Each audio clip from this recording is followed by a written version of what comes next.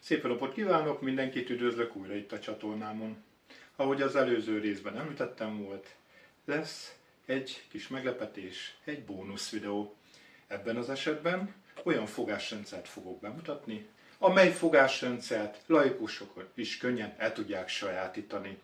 Ennek a célja, segíteni szeretnék, hogy az otthonaikban egymás között a családtagok tudjanak segíteni. Ha véletlenül bármilyen szintű fájdalmunk van, ebben az esetben derékfájás, a fogásrendszer tud segíteni a fájdalomérzetnek a szintjének a csökkentésében. Ugyanakkor nagyon fontos, hogy nem tudják egymást félrekezelni. Mutatnám is.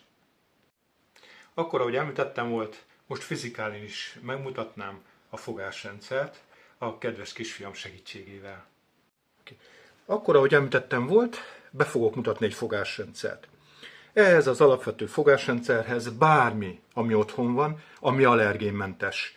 Lehet ez bármilyen testkrém, vizes bázisú krém, esetleg olyan olaj, ami allergént nem tartalmaz.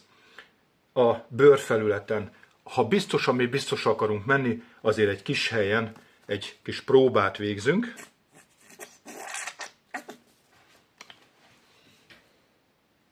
Mi ezt már előzőleg megtettük, semmilyen ellenreakciót a kisfiamnak a bőre nem mutatott. Tehát a fő lényeg, hogy a felvitt anyagot az szépen egy bizonyos szakaszon, tehát ebben az esetben a derék szakaszon szépen simítva felvisszük, ne lepődjünk meg, lesz egy mennyiség, amennyit a bőr felszív, ezt szépen folyamatosan adagolva tudjuk pótolni. Túl sok nem jó a felvitt anyagból, legyen ez olaj vagy krém. Ha túl sok van rávéve a bőrfelszínre, akkor alapvetően nagyon-nagyon csúszhat. Ez esetben, akit masszíroznak, annak diszkomfort érzéssel járhat. Tehát a következő a lényeg, kicsit felvisszük az anyagokat, alapvető simításokat fogunk alkalmazni, ahogy látják is, tehát az érintett területen, ami nagyon-nagyon fontos, soha nem a nagy erő múlik az optimális behatása a masszázsnak, mint inkább a technikán, amit alkalmazunk.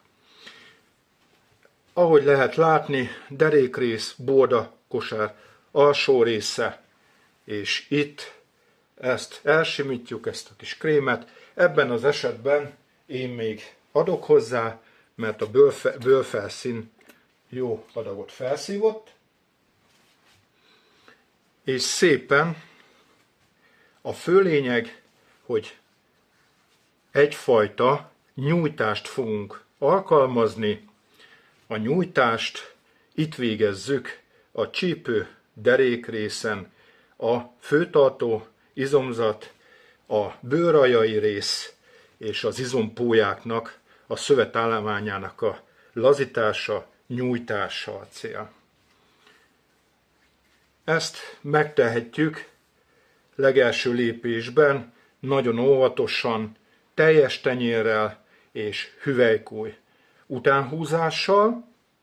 Ahogy ezt látják is,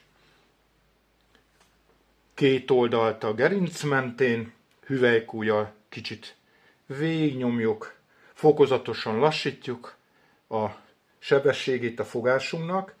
Ilyenkor lehet érezni azt, hogy maga, ha izom befeszülés is okozza esetleg a derékfájdalmat, akkor ujjakkal szépen ki lehet tapintani, hogy hol feszesebb az izomzat. Nagyon fontos, kerüljük a gerincnek a középső tartományát, tehát a nyúlványokra nem gyakorlunk nyomást, és nem is kezeljük. Két oldalt gyönyörűen a gerinctartónál, itt a csípő izomzat, ebben az esetben a középső farizom, kicsit átdolgozok, ugyancsak hüvelykúj követésével, és amikor nagy valakban ezt meg tudjuk tenni kétszer-háromszor egymás után, akkor utána neki kezdhetünk a nyújtásnak. A nyújtási technikát kicsit ellentétesen, nem túl mélyen nyomva, fentről lefel a bordakosár irányából a csípő és medencecsont irányába óvatosan 2-3 alkalommal végighúzzuk a kezünket, jelzem még egyszer, kerülve a nagyfokú nyomást, mert azzal a fájdalom érzet szintjét csak emelhetjük. Utána lehúzhatunk oldalra, oldalra húzás, itt már teljes tenyérrel is lehet dolgozni. Megint nagyon fontos, hogy a nagy erőteljes nyomást azt kerüljük. Ellentétesen.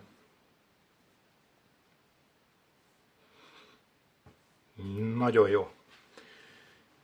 Kézélek, csak a kezeknek az élét alkalmazzuk, berakjuk ide oldalra az izomzatra, itt fogjuk ugye tapasztalni, tartóizomzat, hátsó alsó, fűrészizom, oldalsó hasizomtól kezdve több izomcsoportot érintünk, és szakaszosan nyújtást gyakorlunk. Lentről felfele,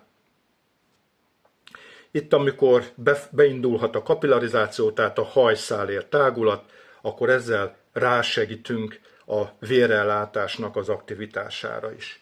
A lágyszövetállományoknak beindul az anyagcseréje, vérellátás, nyirokkeringés, salaktalanítás, kiválasztás.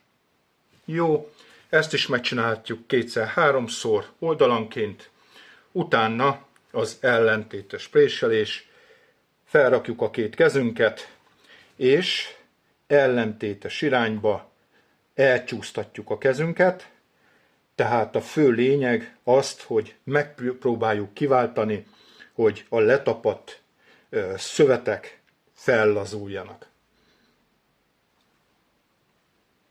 Ezt is megcsináljuk 2-3-szor, jelzem még egyszer újra, ismétlem önmagam, nem kell erőteljes nyomást gyakorolni.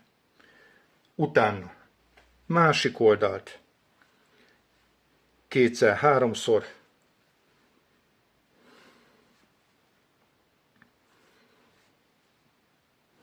nagyon jó.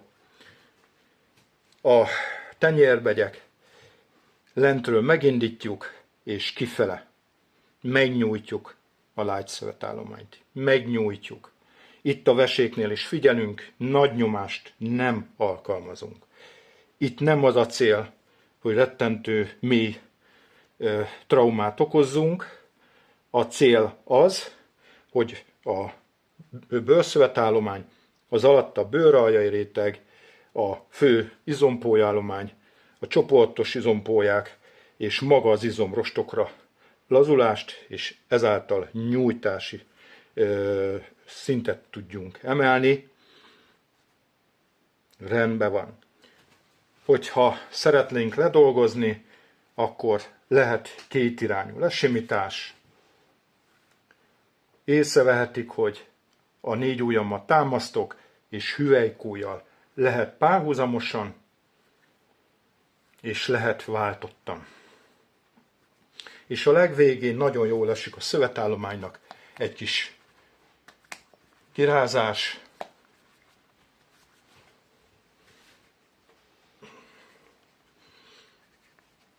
És amikor megvagyunk a fogásrendszerünkkel, lesimítunk,